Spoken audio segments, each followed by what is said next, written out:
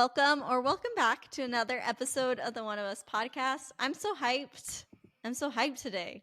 I'm so hyped to be here with you guys. It's been a little minute. You guys haven't noticed, but in our filming schedule, Juan and I were on a trip recently. So I've definitely been peeling. I got a sunburn. Sorry, I can't speak Where'd you guys English. go? Tell the people. We went to Greece and Turkey, which was really nice on a cruise. But Did you guys bring me anything? No. Absolutely not. All right, then you're not getting your plant back. I was thinking about that. So I had Victoria take care of my one and only plant. And I literally told Juan today at dinner, I was like, I hope my plant is alive. And I'll be honest, your plant looks better than when I received it, so you're welcome. Really? Good. Mhm. That's what I wanted to hear. I was literally, as I'm watering it, because I know they say like talk to your plants, but it's really just, the carbon dioxide. So anytime I like water, I like blow on the plant, or when I walk by it, and let me tell you, 2 new leaves have Are sprouted. you telling so me you're you've welcome. been breathing your hot breath on my plant? It's okay. I usually do it right after I brush my teeth, so it's pretty minty. Well, I'm glad she's doing well because my goal in life is just to have her be alive throughout my whole life. I don't know if that's going to work out or not, but If it came in the condition in which I received it, probably not. dude, that thing has been like poisoned since day one. I don't know what's wrong with it. I do not have a green thumb. But, anyways, like I said, I'm excited to be here today. What we're talking about today is actually, I think, something that's really important, especially for the season that we're in. And it's talking about loneliness, like specifically loneliness within community, right? Because I don't think that's something that we recognize that happens a lot. Like, what is your guys', I guess, perspective on loneliness? How common is it, especially with people within community, and why do you think it happens? Well, I think with the loneliness we're talking about is that loneliness that people say when it's like, have you ever felt alone in a room full of people or like kind of in a Bible study or stuff like that? I think it happens more often than we'd like to admit. I think because as much as Christians like to say we're different from the world, I do think sometimes some of it seeps in. And there's a lot of cliques or friend groups that can sometimes alienate newcomers or people who come to kind of hear God's word. So I think it's interesting that we're talking about this. I was wondering, as Chris was saying, like if there's any statistics or anything. I didn't look up any statistics, but I do know. I found some. Oh, okay, go ahead, Crystal. So I actually found some statistics. So Juan loves Pew Research. So I found one of those. It says a 2023 Pew Research study found that 1 in 3 adults under 30 reported feeling serious loneliness regularly. And then a Barna Group study showed that 38% of practicing Christians say they often feel lonely despite being part of a faith community. So I thought that was kind of like a staggering amount, especially when it comes to like young adults. Do you guys feel like this is something that you see? Like, do you agree with these statistics? I guess, like, I would say, does it give like an age range? Does it say from this age to this age, or is it just generalized? It's generalized. The Pew Research one just says 1 in 3 adults under 30 report feeling seriously lonely regularly. Okay, I mean, I guess I can understand those statistics. I would say probably more specifically if I know for after college until 30, it's a bit of a different time. I would say a big transition time because you're going from college and schooling where everyone kind of has their cliques, their groups, and everything in there. But once you're out of school and you're really in the world and you're going to Bible study groups and things like that, I would say probably I can understand where people are feeling more lonely just because everyone's on a different schedule. It's not like, hey, we have the same class, or hey, let's study together. It's no, I have to go, drive to my apartment, or, hey, I have work at this time, so I can't meet up. Time is a little more limited. It's not as free as it used to be in college. And, you're trying to take care of responsibilities. And so I can understand where people probably feel more lonely and more disconnect because they're really having to kind of live like that day-to-day life that's always busy and on the go. Rather, I feel like maybe you're in college or school in your younger years of life, you have more energy and you're willing to put yourself out there more. But I think as people start to slow down and settle down, maybe it becomes a little bit harder. Well, I think it has to do with dynamics. Like, I feel like I've been at the both ends of the situation. Like, I feel like when we've hung out a lot as a big friend group in college, like we've had people kind of gripe about us being clicky or like not being inclusive. So I understand that struggle where it's kind of like you're trying to be as inclusive as you can without losing the intimacy you've built with your best friends. But also I've been on the side where, I'm like this newcomer coming into like a Bible study where everyone already knows another person. I'm not really clicking with anybody, and it's like I'm in a room full of Christians, but I feel like alone. So I think the bottom line has to do with, I think people want to feel invested in. So it's like when they attend a church event and they don't feel invested, they might confuse that with loneliness. That's the only thing I can kind of conclude, like talking from it. To kind of add on to what you're saying, Juan, though, and to add another perspective, we definitely had our group and we had our tight knit. I mean, look at us four. We've been friends since college, and obviously we're still friends today. Because we invested in that time. But even when we had that big group and stuff, we were still always inviting people out and asking them to come with us to these events to do these things with us. But a lot of people, and truthfully, they probably got a little intimidated because they saw how close we were and everything. But here's the thing, if people are inviting you, even though maybe they have their set groups and they've known each other, and I know it can be intimidating, if they're asking you to hang out and join them, go join them because you never know what can come of it. And I think it's unfair to say, well, no one invites me or I don't have these close groups, but they're asking you to come, but it's not the way that you want it to look like. I know it can be hard, and I know sometimes going to a new church, because I know when I first started coming to my church, it was a little intimidating for me because there were all these people and they had known each other. They're like, yeah, remember 5 years ago when we did this? And I was like, ooh, remember 5 minutes ago when I said hello? Like, I understand it's intimidating, That's but you really have funny. to keep you have to kind of keep putting yourself out there, and you grow with them, and they kept asking me to hang out, and we've made some really good memories, and I've made some really good friendships from it. It took time, but it was worth it. I will speak from my experience. Not every church environment is like that, because I've definitely been to churches where I always have to force myself to talk to people, and then it's not reciprocated, you know? So I feel like it's easier when you're already in a group and new people come in versus being the new person and everyone knows each other. Personally, from my experience, I think if you are in a group and you already have friends, put in more effort to invite the new people in, because it is harder to be the new person. No, I hear what you're saying. I feel like I'm always like 50-50 in these situations because I totally get where you're coming from, Tati. When we were in college and people would really get mad at us of being quote unquote uninviting, I felt like we were always inviting, like we're open and stuff like that. I think sometimes when you have a lot of friends, it's just like I don't think one person can have infinite amount of friends, if that makes sense. Like even it modeled in Jesus, right? Like in his disciples, he had like three or four that were like he poured into a lot. I think it's the same in every friend group. It's like you can have a big friend group, but you'll have like those few friends in the friend group that you pour into a lot and they pour into you a lot. And I think sometimes it's hard when people are asking, I guess, people in a friend group who are involved in a lot of people's lives to be even more involved with other people. That can be hard. But I do agree that like when somebody is in and new, I think it's kind of like that Christian culture where when someone says something, you just want to say, "Oh, I'll pray for you," but you don't even pray for it or you never circle back or anything. I think there's this like maybe cultural norm in Christian circles where it's like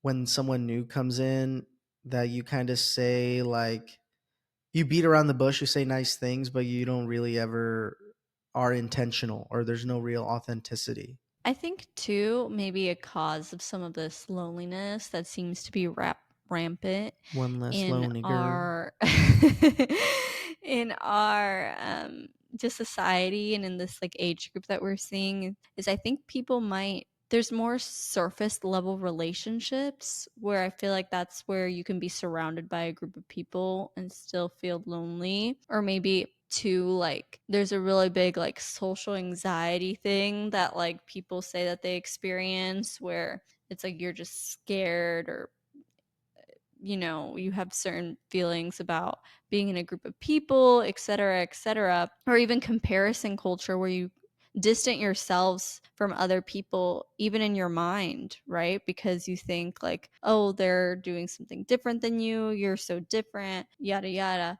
So I think there's a lot of things that can be contributing to this, but I think like what we've been saying, something that I try to do is I try to pay attention to like the loneliest person in the room.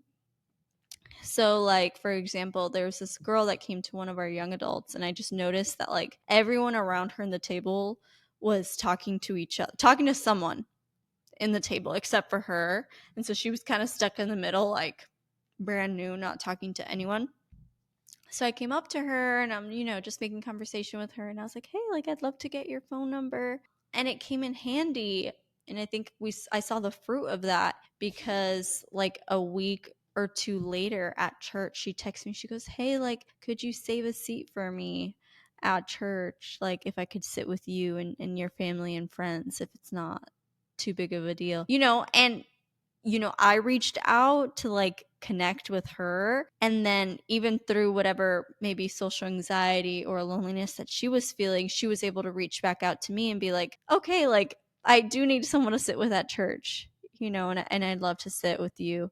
I think it works. I think if maybe you pay attention to, who's not interacting with people or who's a little bit more quiet and kind of try to make conversation with that person, I think you'll see the results. I mean, I do want to say this to Tati's point. Like, I totally agree. This might be a hot take, also. Like, I'm just saying, I know this isn't a popular opinion, but I think if you show up to a church event or a church group and kind of like what Tati's saying, like, no one's really reciprocating like your effort in trying to connect with someone, I think that you should move on. Like, that's just my personal conviction. Where I think if you're trying to force a relationship to happen, it could be more detrimental to you, or like maybe God has closed the door and he's moving you to a different like environment. I would devil's advocate that though, Oh, you because already said devil, so you lost. no, because I think that the whole like, "Oh, it doesn't fit my agenda, I'm moving on," I think is way too popular in society, and I think you have to stick certain things out. Well, I see what you're saying in the terms of like don't be a quitter, like because the environment is hard or anything, like don't be a I quitter. think you have to give it a good That's what I'm shot, saying. Like if you get, because I not mean, just you let's talk showed up about once. Tati's situation. Like Tati literally, no joke, stayed at her young adults for like ever, right, Tati? I think I was almost there for like 2 years and I knew pretty much everybody at young adults and was very intentional. I had like a select few people that I felt closer to, but I still wasn't living life with them day to day. And Maybe I think one that person. relationship was fruitful, the ones that you found. But I think if you're someone seeking grand community, pray about it and maybe seek counsel. And maybe every person doesn't just fit one bill. I hear a lot of Christians say like, I'm a young adult, I need to go to only young adults. It's like, well, maybe you're also a female, or you're also a male. And there's a lot of female based groups, there's a lot of male based groups, there's a lot of hobbies or affinity groups. So it's just kind of branching out in those areas, because you don't know what God has for you. Here's a thing that I was thinking about when pondering on this topic.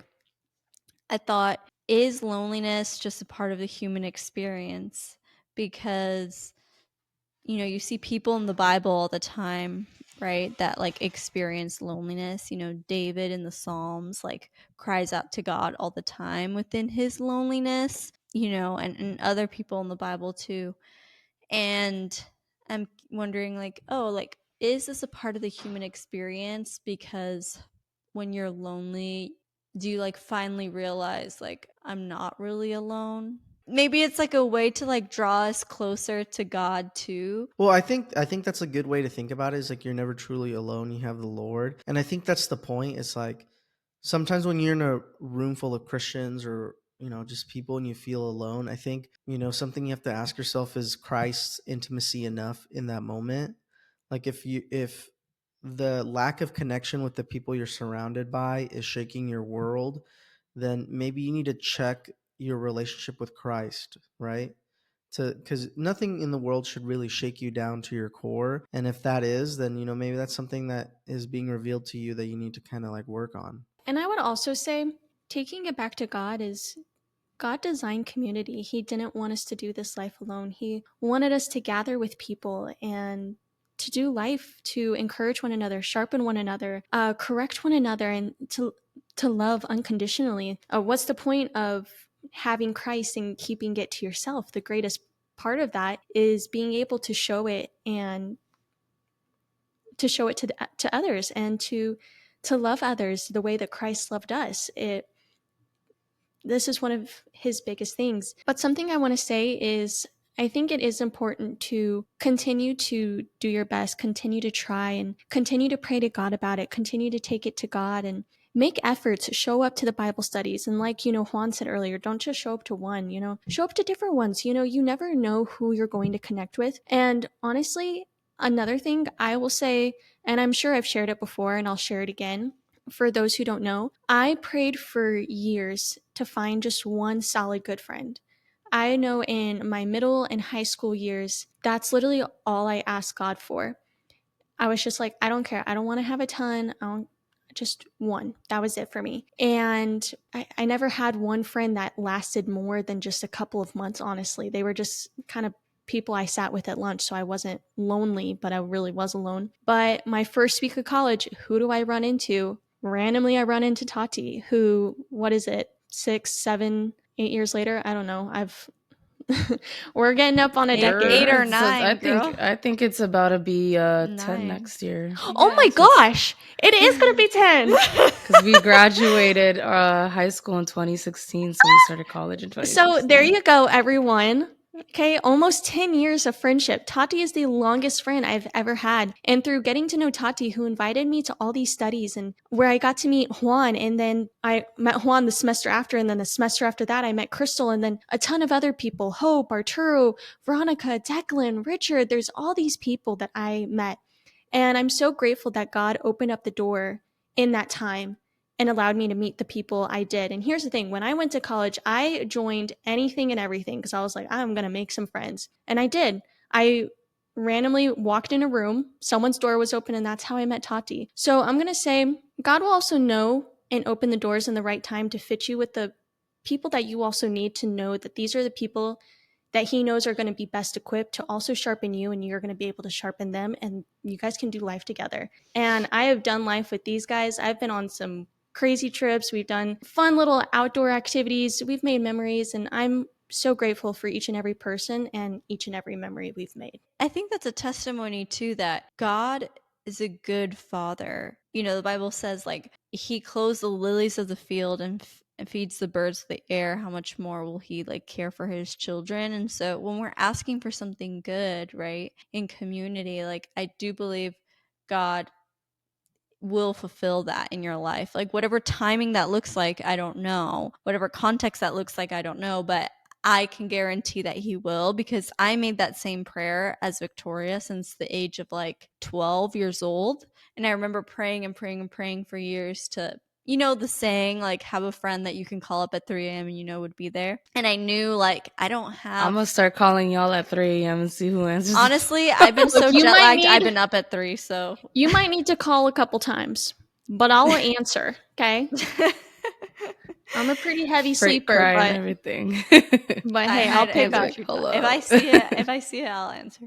Yeah, like, I always was like, I don't think I have that kind of friends. Like, I have people, but not necessarily someone I can really count on and be 100% myself with. And it was like 5-6 years later that like the Lord kind of answered that prayer like through community. So your prayers aren't going on deaf ears. And two, like as you were talking, Vic, I was thinking about how everything in this life is like a testing ground and like a practice for just our relationship.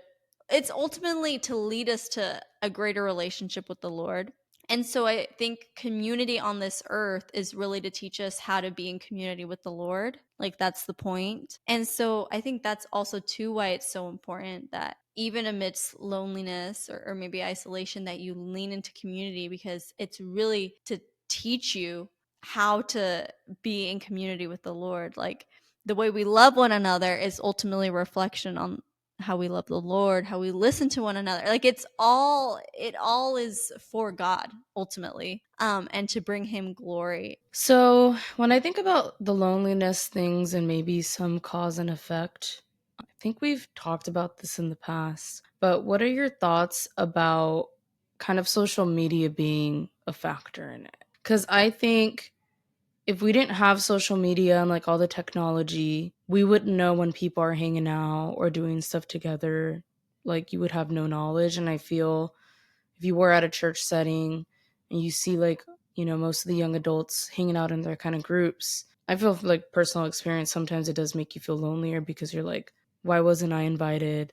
Like Yeah. all the girls are there except for me, blah, blah, blah, blah, as Mhm. a, you know, I example. think it's that comparison culture that we were talking about that Well, I was gonna say that too, it Crystal. I was harms. gonna say it could be like also envy or covetousness. I think that's what it really falls under. Because I feel like that's why, especially for women, I mean, Crystal read that book, The Anxious Generation, but, you know, social media, at least from my understanding, from what I've read and research, is very hard for women, particularly because it does lead to that comparison, right? And I think that comparison leads to covetousness or envy, where you ask yourself, why don't you have X, Y, and Z, and you want X, Y, and Z? It's hard because, you know, churches don't post things in malice. Like when they're posting young adults having fun, it's to encourage other young adults to know that there's a space for them that exists for, you know, to hang out, to connect. But I understand what you're saying, where it's like maybe that FOMO or like lack of connection. What I would honestly say is that bottom line is, you know, if you're feeling those types of feelings with social media, I think maybe you need to ask yourself that there's a bigger thing happening with your use of social media beyond, you know, finding community. I think too, like what Juan was saying, like you need to maybe change your perspective. Like if you're looking at all these people hanging out on social media and it leads you to kind of like isolate even more because maybe you're upset or maybe like you're, you know, like wishing people would reach out to you, yada yada, which is a normal reaction. But if you switch it and you're like, oh my gosh, like they're hanging out, like I noticed that they hung out, you know, Tuesday nights. I know they're free Tuesday nights. So I'm going to be like, hey, like the next time you're out, like let me know, or I'd love to join the group chat or whatever. Like Juan and I had to do that because there was a big group chat with all the young adults and being like, oh, like there's a group chat. You know what I mean? And then we got added to the group chat and now we know when things are happening. So I think sometimes too, people don't have ill intentions, right? Like people aren't intentionally forgetting someone, but if you kind of go the extra mile and be like, oh my gosh, like I'd love to be on that chat or I'd love to do this to join, I think the vast majority of people would be so welcoming to that and really want you to be there. Since there's a lot of problems with loneliness, what do you guys think are some solutions people should be doing? Because I think it's easy to say the way you're thinking is wrong, but I feel like there has to be solutions out there beyond just moving on or praying about it. You know what I mean? I think too, I think maybe being vulnerable can always help because when there's like walls within relationships or things are very superficial, I think it's easy to not connect with other people. Obviously, I mean, I'm not encouraging anyone to just show up to a place they've never been and trauma dump on everyone, although that could happen like naturally, you Me know? 101. Yeah, but I mean, I don't know your context that might work for you, but going and being vulnerable, being even sharing like I'm really struggling, like I'm really trying to find community, like I desperately need, you know, have lunch with someone like once or twice a week. No one's going, at least I'd hope no one would like reject that. Or if like you just share things that are going on in your If life, you people are connect rejecting with you, people. that's your sign to get up out that church and go. Yeah, but you know, but then like in a general sense, like if someone came to me and was like, "Oh my goodness, like I just moved here." Like I know plenty of people like that. I just moved here. You know, I don't really know anyone. I'd be like, "Oh my gosh, like we have this going on. You want to come this Saturday?" Like Did that I would share be the time my that I texted you to hang out and you ghosted me? okay. For context, this is the first time you'd ever texted me and you invited me to the It movie. So I think I had a little like I No, think it and then was she Victoria. okay to No, ghost and you then the on that second one. time I invited her over, she danced in my living room and broke a pumpkin, a glass Hey, pumpkin. So, well, hey, that was memorable for you and it created community. So I think it worked out. But anyways, that's what I would encourage people to do is maybe get a little bit more vulnerable. Obviously pray, like the Lord will answer those prayers and like put yourself out there and like ask God to maybe rewrite some of those thoughts you can view it maybe in a slightly different way. And who knows God's timing? Like, you know, Tati, she had a turnaround with some of that community and that friends at their church. Like, I prayed for like 6 years and the Lord brought me a community, you know, Vic too. So God is a God that is able. And if he can do it, if he did it before, he can do it again, sort of mentality. So, and I hope this space, you know, we talked a little bit about online spaces too. I think it can definitely be a tool. So, not for comparison, but more to like encourage one another and be together. We do have a Discord where the whole point is to have community on there and like grow our community so that we can really be there for one another. Because sometimes maybe your life is really hectic or you live in a super remote location and the only people you can really confide in maybe are online. Like, I'd obviously encourage people to have a local body, but we want to be that for you guys. Like, that's the whole point of One of Us podcast. Like, we want you to feel like one of us and us to just be a giant family of faith, but also like living it like day to day, like doing life together. So we'll all pop in on there here and there, but it's really for everyone on there is committed to the relationship just with one another and with the Lord. So we'll link that down below as always, but we encourage you to join that as well. All right, guys, we have reached that point in the episode. You guys know what time it is. It is hot take time. With Tati. What? We need a jingle. I know, we really do need to. If anyone in the comments knows how to make a jingle and they want to make a jingle for hot take time, we'll consider your Let us know. proposition. Scrolling on TikTok counts as research. Absolutely not. Well, it depends. What are you Yeah, looking at your For You page or are you researching? Because I'm saying if you're trying to find like a good book series, it's a great research. If you're trying to figure out your how your For You page is a reflection of what you research. So for Vic's For You page, it's going to be a lot of book talk because she probably looks at a lot of book talk and engages in it. So she can do research as she's scrolling on her For You page. Okay, so my coworker is going to Japan this weekend for a couple of weeks, and he is going to Disney Seas, which is a bucket list item for me too. But anyways, the reason why I bring this up is because he was telling me that all of his research on Disney Seas he's done on TikTok and like saves all of them, so he knows like what things he wants to buy, what rides he wants to ride. So that was like a form of research for him.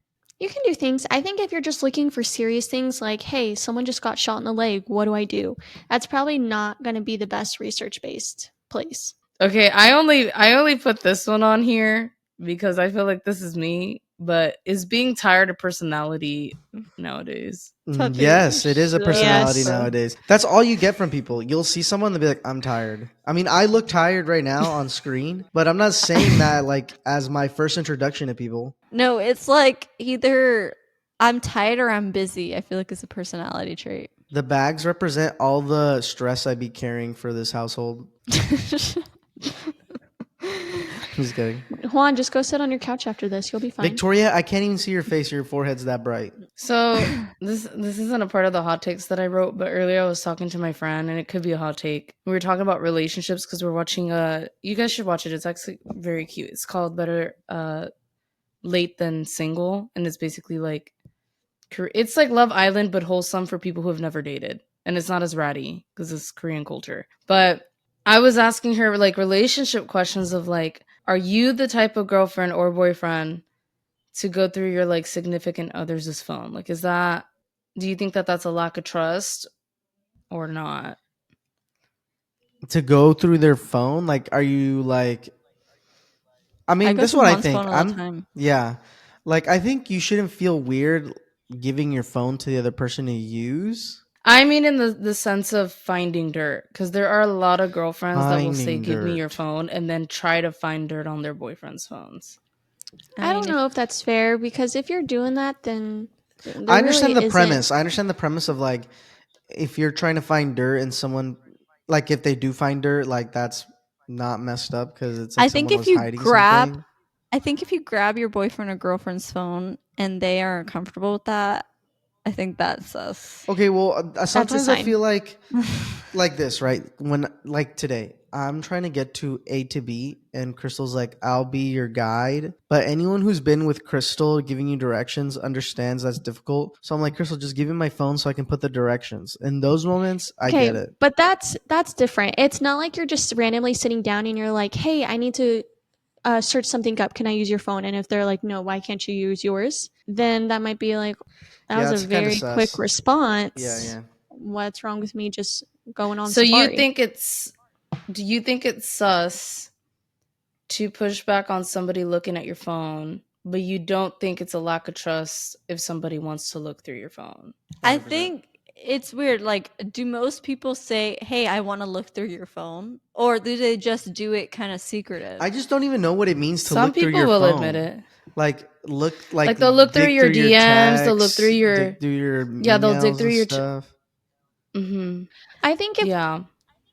my significant other was like, hey, can I see your phone? I would say sure.